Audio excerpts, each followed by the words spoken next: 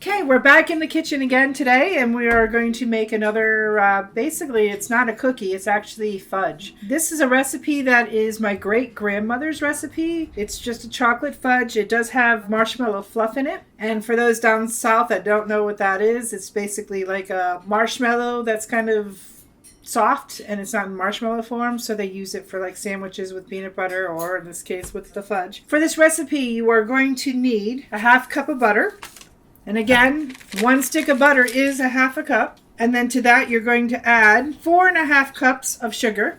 And then 1 can of evaporated milk. It is not sweetened condensed milk. This is the evaporated milk. And what we're going to do is we're going to mix this all on the stove. And we're going to let it come to a boil. And once it comes to a boil, we're going to boil it for 6 minutes exactly. Now this is an old recipe, so they didn't use a candy thermometer or anything. It was just knowing from making it year to year and passing it down exactly how much to boil it for. Now I should mention the funny story that when I first made this on my own, the recipe I have passed down from my grandmother or great-grandmother just said 2 bags of chocolate chips. So back in the day, those chocolate chip bags were a lot smaller, so they were 6 ounces each. Nowadays, the smallest bag you can find is usually 12 ounces. So I always used to wonder why my fudge came out a little bit drier than everyone else's. And it wasn't until I had my aunt down one time and she laughed when she saw me putting all the chocolate chips in. She goes, "No, you only need 12 ounces of chocolate chips." So nowadays, my fudge is a little bit creamier and less dry.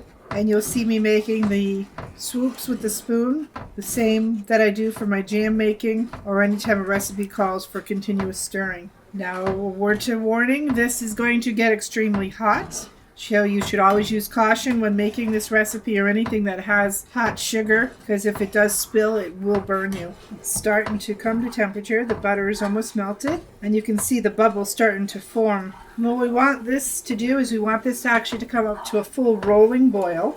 And at that point is when we're going to actually start the timer for the 6 minutes, because we want it to actually boil for the 6 minutes. And you can start to see it, how it's boiling in, and you see the bubbles in the middle. So this is what I would consider starting to be a full rolling boil. So I would start my 6 minutes.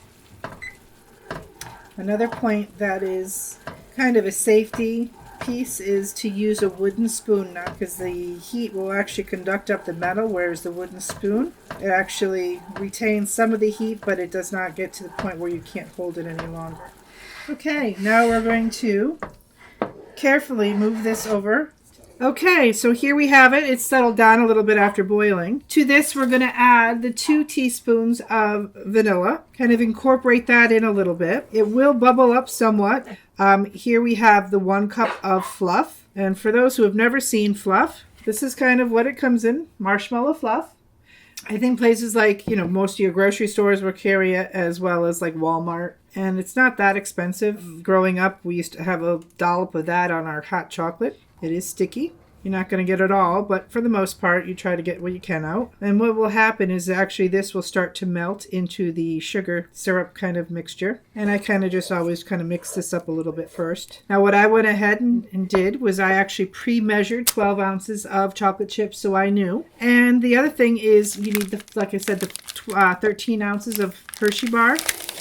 And you can buy these big Hershey bars that come in 7 ounces. And what I do is I break them up kind of in pieces, but because you only want 13 ounces and 2 of them would make 14 ounces, you kind of have to remove roughly an ounce, which on these is kind of like a piece like that. And that's it. Would it matter if I stuck it in? Probably not, but I try to keep to the recipe as much as I can. Okay, and then I'm going to start adding the chocolate chips. And you'll start to see them melt pretty fast. And again, this is what's good about having a sturdy wooden spoon, is because you're going to need something that's a little bit stiffer to stir once this starts getting thicker.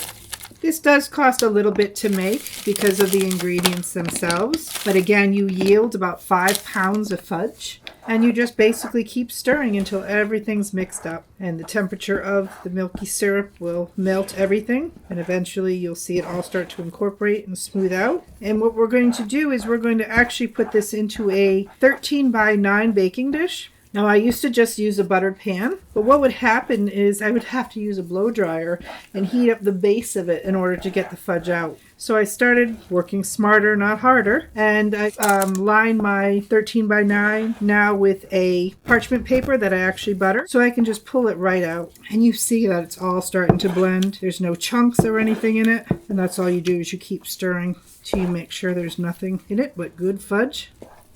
And it just plops in. It's that easy. Now, whether or not you have to butter your parchment paper, probably not. I choose to, just because it's kind of like the butter dish. You want to make sure it's going to release from the paper later on. And again, if you like walnuts, you can put walnuts in it. You can put pecans, whatever your family likes.